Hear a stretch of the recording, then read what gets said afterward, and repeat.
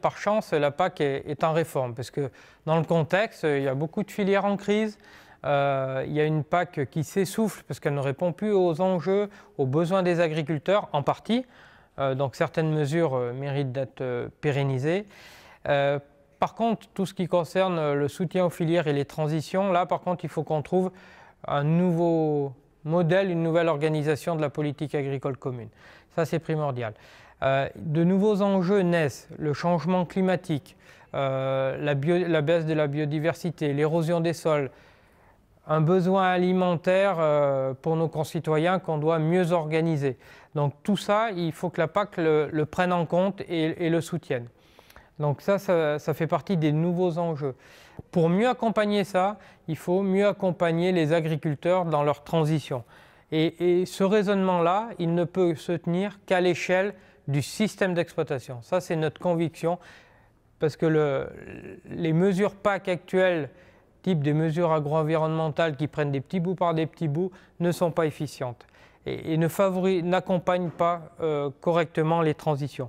C'est pour ça que l'on propose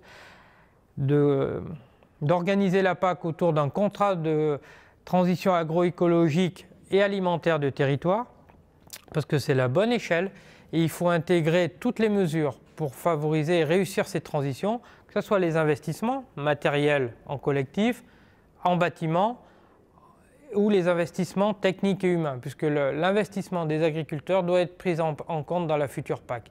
Ça, c'est un besoin, une conviction forte de nos réseaux, TRAM, CIVAM et CUMA, puisqu'on travaille ça collectivement et en synergie depuis 3 ans.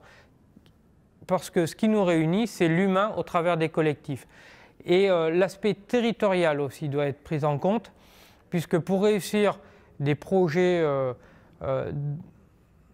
on va dire d'évolution de système alimentaire et de territoire, c'est là où on va maintenir une activité sur nos territoires, qu'on va développer des filières rémunératrices pour les agriculteurs et pour leurs partenaires.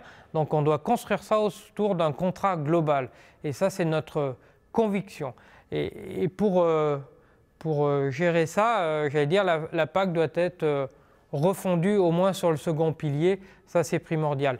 Mais si on veut répondre demain, si on veut garder notre autonomie alimentaire nationale et un dynamisme dans les territoires, il faut accompagner ça globalement et avec ce contrat-là. Et c'est vraiment un enjeu primordial. Soit on réussira, soit on fera du conservatisme et la ferme France sera en difficulté.